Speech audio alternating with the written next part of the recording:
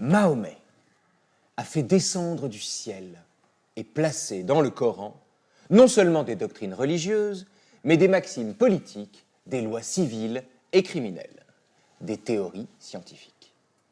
L'Évangile ne parle au contraire que des rapports généraux des hommes avec Dieu et entre eux. Hors de là, il n'enseigne rien et n'oblige à rien croire.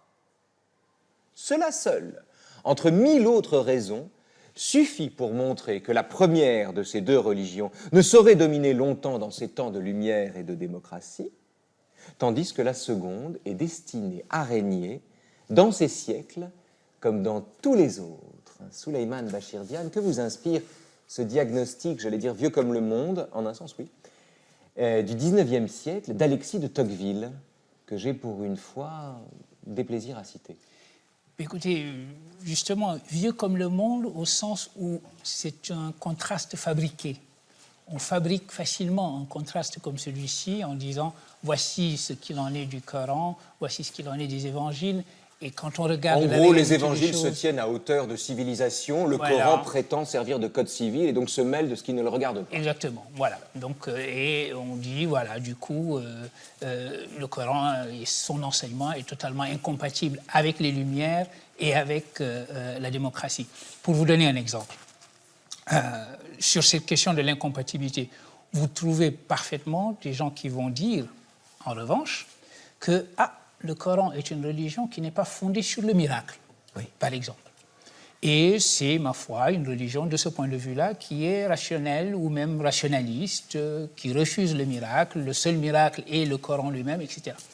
Et qui opposerait cela à des religions qui sont fondées sur le miracle. Miracle entendu comme dérogation à l'ordre de la nature, hein, c'est-à-dire le fait de marcher sur l'eau, par exemple. Exactement, et donc quelque chose qui irait contre la raison et qui serait proprement irrationnel ou au-delà de la raison.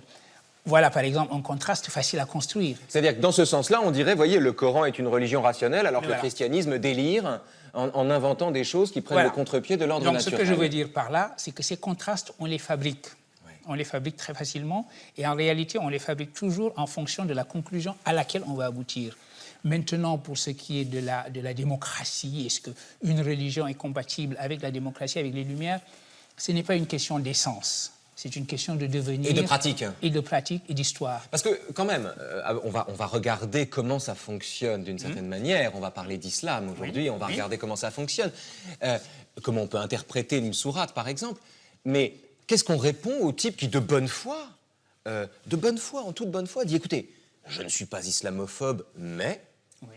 Hein, bon. Oui. Mais, il faut bien reconnaître que dans un cas, il y a un texte qui se prend pour un texte de loi et qui prétend régenter des activités que la religion ne devrait pas regarder. D'ailleurs, regardez comment ça se passe dans les pays dits musulmans. Qu'est-ce qu'on répond à celui qui dit ça, tout en disant, alors que l'Église, ça fait bien longtemps, depuis le début du XXe siècle, en tout cas en France, qu'elle ne se soucie plus ni d'enseigner, ni de régenter nos activités, du moins pour une bonne partie d'entre elles. Alors justement, vous voyez qu'insensiblement, on s'est déplacé de la citation de Tocqueville qui parlait du Coran à ce qu'il en est des réalisations historiques de ces religions. Oui. Il se trouve effectivement que dans les États musulmans aujourd'hui, il y a des États qui disent la Constitution, ma Constitution, c'est le Coran, et qui, au nom de cette Constitution qui n'en est pas une, régente effectivement la vie de la société, disant les femmes n'ont pas le droit de conduire des voitures, etc. Alors,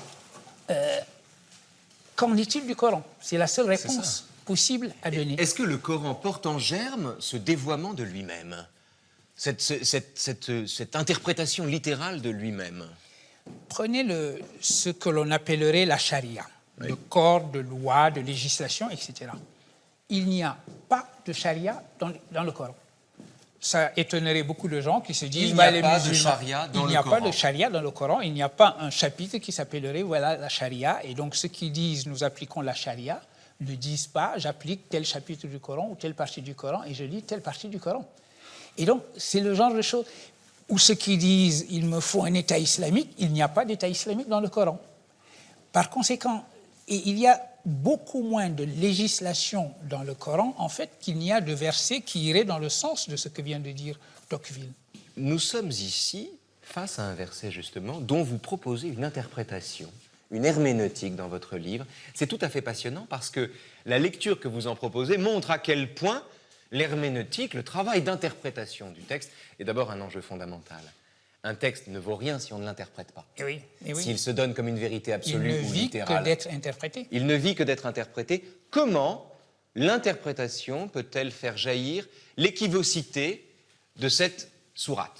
Alors, l'interprétation en question n'est pas la mienne. Elle est de ce grand philosophe qui est mort à la fin du XIIe siècle, qui est Averroès, Ibn Rushd, mieux connu sous le nom d'Averroès. Il a simplement lu, pas même interprété, il a lu ce verset d'une manière qui est différente de la façon dont la plupart des commentateurs du Coran le lisent. C'est un verset qui parle du Coran lui-même. Le Coran est un livre extrêmement autoréférentiel. Le Coran n'arrête pas de parler du Coran, de sa langue, etc. Et ce verset dit qu'il y a des versets clairement établis dans le Coran et d'autres versets qui peuvent sembler obscurs. Et le passage qui est ici... C'est-à-dire, quel passage exactement? Ce passage, à partir d'ici, oui. Voilà, va dire que ne connaissent le sens de ce verset. Alors, qui le connaît, ce sens de ce verset? Je vous le dis en arabe, tenez. Allez-y, allez-y. De deux manières différentes pour Oui. vous indiquer la lecture que fait Averroès. Ceci dirait « Wa ma ya'lamu ta'wilahu illallahu » je m'arrête et je continue « Wa rasikhuna fil ilmi yaquluna » etc. Ou alors, je lis « Wa ma ya'lamu ta'wilahu illallahu wa rasikhuna fil ilmi » Soit on s'arrête, soit on ne s'arrête pas. Soit on s'arrête, soit on ne s'arrête pas. Okay. Dans le premier cas, je dis « Et ne connaît le sens, et n'en connaît le sens que Dieu. » Et je m'arrête à Dieu. Et ensuite, je dis « Et ceux qui sont des gens enracinés dans la science disent... » Et je continue une autre phrase.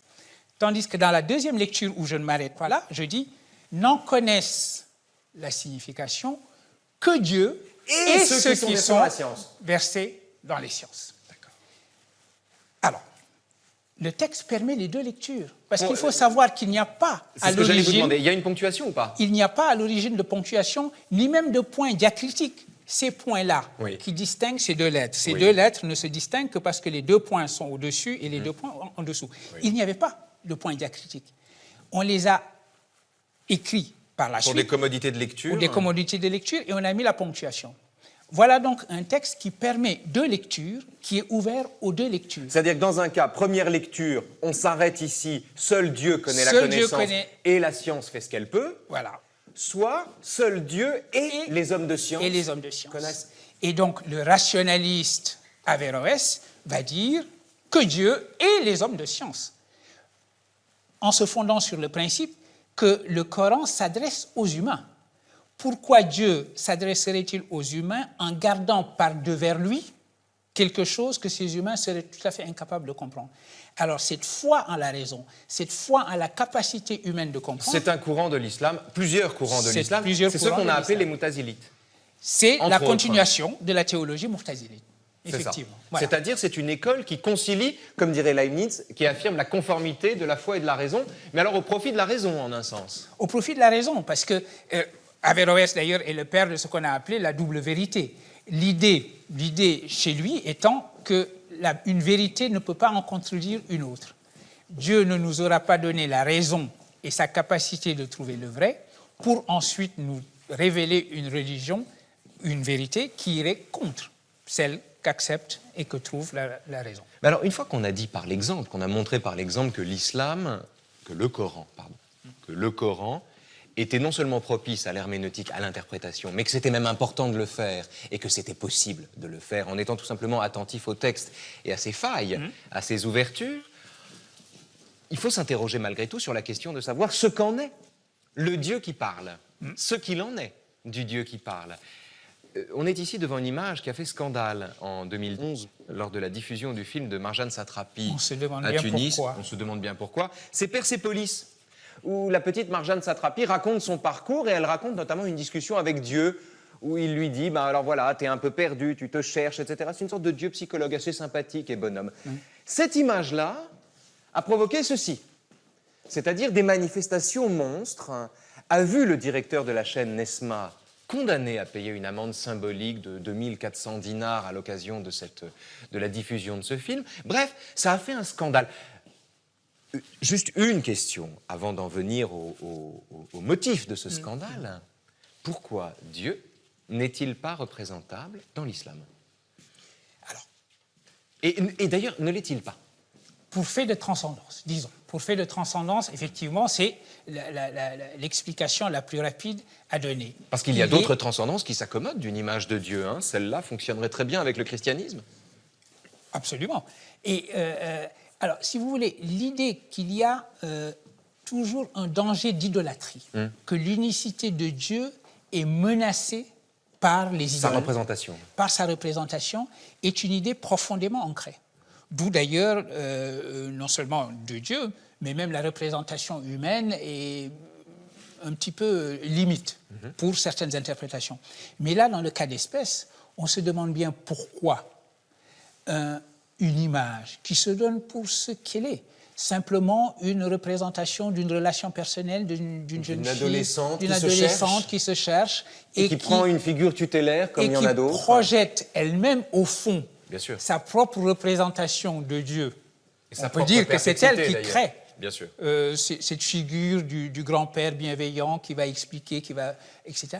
On a l'impression qu'aujourd'hui, il y a des professionnels de l'outrage qui sont prêts à organiser des manifestations comme celle-là et en disant « Regardez comme je suis en colère parce que le monde est rempli de gens qui sont prêts à blasphémer ». Il y a une espèce d'attente du blasphème, qui est devenue malheureusement monnaie courante chez beaucoup. Est-ce que, outre le fait que ce blasphème met certains en situation de savoir ce que d'autres ignorent, ce qui est en soi un abus de langage ou un abus de pouvoir, est-ce qu'il n'y a pas quelque chose de contradictoire dans le fait de se sentir le dépositaire des volontés divines au point d'imaginer que Dieu est offensé par un dessein de lui-même? Je veux dire, qui sait ce que Dieu pense d'un dessin, voire d'une caricature de lui-même? Est-ce que ça n'est pas se faire une très pauvre idée de Dieu que de l'estimer susceptible ou vexé par une représentation de lui-même, fût-ce une caricature? Mais oui. Parce que, comme vous dites, estimer qu'on est soi-même dépositaire, qu'on fait l'œuvre de Dieu, au fond, c'est une position d'une arrogance extrême. Que vous inspire sur cette image le regard de cet enfant au milieu? Écoutez, c'est l'enfant qui a attiré tout de suite mon attention. Mais oui, cet enfant, qu'est-ce que ça vous inspire? Qu'est-ce que ce regard vous inspire? Est-ce qu'il vous effraie? Est-ce que vous y lisez de l'espoir? Elle fixe l'objectif. Son regard est impénétrable. On voit bien que c'est un enfant. C'est une enfant. Et alors, voilée, elle se demande ce qu'elle fait là. Elle ne comprend pas, juchée sur les épaules de son père. Et c'est la seule. C'est la seule, je crois. Il n'y a qu'une foule d'hommes. Alors, elle est petite fille, donc pas considérée comme femme, mais c'est la seule présence féminine et c'est la seule présence enfantine. Et comme ça, juchée toute seule au milieu de l'objectif, il y a quelque chose d'un petit peu inquiétant. Inquiétant, hein? Oui. Inquiétant. Oui. De la même manière, tout à l'heure, je vous demandais, en lisant le texte de Tocqueville, au fond, ce qu'on pouvait répondre à celui qui dit voilà, écoutez, je ne suis pas islamophobe, mais je suis bien obligé d'admettre que l'islam, c'est la charia, que la charia, c'est un code civil, et que l'évangile, au contraire, c'est le décalogue, et on se tient plus à distance des activités humaines. Bon, thèse éminemment contestable, d'ailleurs fausse, donc contestable parce que fausse. Je prolonge cette question ici en vous demandant si, dans quelle mesure l'islam ne porte pas lui-même, à la façon dont une religion porterait son propre dévoiement en germe, ne porte pas lui-même ce genre d'excès, c'est-à-dire le sentiment qu'on est dans le blasphème quand on représente Dieu, ou quand on se livre à une démarche interprétative sur un texte qu'il faudrait lire comme une vérité révélée, une vérité absolue. Est-ce que l'islam, et de façon générale, est-ce qu'une religion est comptable de ce genre de dévoiement littéral? Le littéralisme peut mener à cela. Vous prenez une religion et dans un texte religieux, vous en sortez un fragment et vous lui faites dire ce que vous voulez.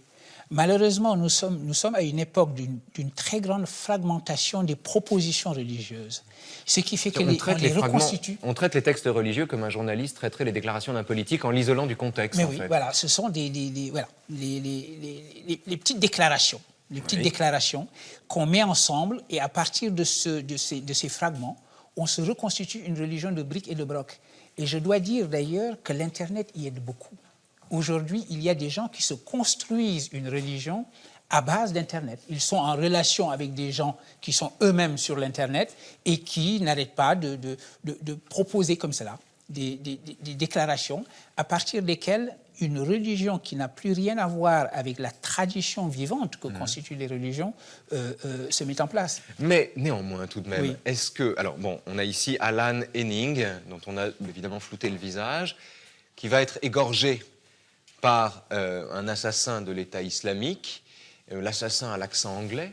Et nous avons ici une image du petit journal illustré qui décrit les exploits du Ku Klux Klan, c'est-à-dire en l'occurrence l'immolation d'un noir. On est dans l'Amérique des années 20, à peu près. Années 20, années 30, fin des années 20, vraisemblablement. Peut-on dire que ça, c'est l'islam, comme ça, c'est le christianisme? Ou est-ce qu'il faut affirmer dans l'un et l'autre cas, comme on dirait d'un assassin d'enfant qu'il n'est pas humain, qu'en réalité, ces deux choses-là n'ont rien à voir avec les religions dont elles se réclament? Jusqu'où faut-il aller? Vous savez ce que ces deux images partagent déjà? Oui. C'est que ce sont des images de mise en scène. À chaque fois, il s'agit non pas seulement de dire qu'on est fondé à faire ce que l'on fait par une religion qu'on a complètement reconstituée dans sa tête, mais en plus, on met en scène quelque chose d'aussi terrible. Ici, il s'agit de faire exemple. Le Ku Klux Klan ne se comprend pas sans ses croix en feu et ces grandes cagoules impressionnantes. De la même manière ici aussi, et je parlais tout à l'heure de l'Internet, Oui. Ceci est fait pour l'Internet. C'est fait pour les télévisions, encore que les télévisions, par respect humain, brouillent le visage Et ne montre pas le moment de l'égorgement, qui est pourtant à et ne disposition. montre pas le moment. Oui, oui. C'est ça, oui. qu'on peut trouver en ligne d'ailleurs, oui. hein, c'est possible. Et alors, deux buts dans ce cas-là.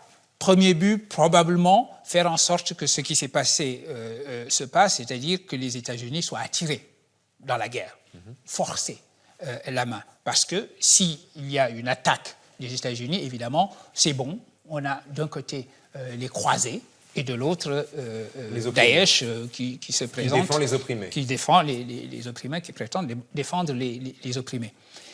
Autre chose qui est peut-être plus terrible, il paraît que cette image, ça sert à recruter. Je me demande qui est recruté par un appel à l'égorgement. Ça vous donne une idée de la mentalité de ceux qui, justement parce qu'ils voient cette image-là, se diront « chouette, j'y vais, je vais traverser la frontière par la Syrie », etc. Et donc, vous voyez tout de suite la distance profonde qu'il y a avec la religion. La seconde victime qui a été égorgée, j'ai vu à la télévision américaine sa mère qui demandait Oui, qu'on le libère. la compassion. Oui. Et elle disait, je me suis intéressée à votre religion, j'ai lu quelque chose de Mahomet et je pense qu'il aurait eu de la compassion pour mon fils, je vous demande d'avoir la même compassion. Quand j'ai écouté cette mère, je me suis dit, mais est-ce qu'elle sait à qui elle parle? Est-ce qu'elle croit que ces gens-là, vraiment, connaissent Parce qu'elle croyait Mahomet? parler à des musulmans. Elle croyait parler à des gens qui, effectivement, se demanderaient est-ce que c'est imaginable que le prophète de l'islam se mette à égorger les gens de cette manière-là? Ce n'est pas la question qu'ils se posent. Ils ont une construction mentale, un peu comme le Ku Klux Klan, et ces gens-là sont peut-être aussi, d'ailleurs, de très bons pères de famille. Après avoir lynché ce noir, ils vont rentrer chez eux, lire la Bible, embrasser leur fille blonde aux yeux bleus, et voilà, et estimer qu'ils sont de bons chrétiens. On a vu quand même, depuis le début, on tourne autour de l'idée que le problème, c'est dans le littéralisme.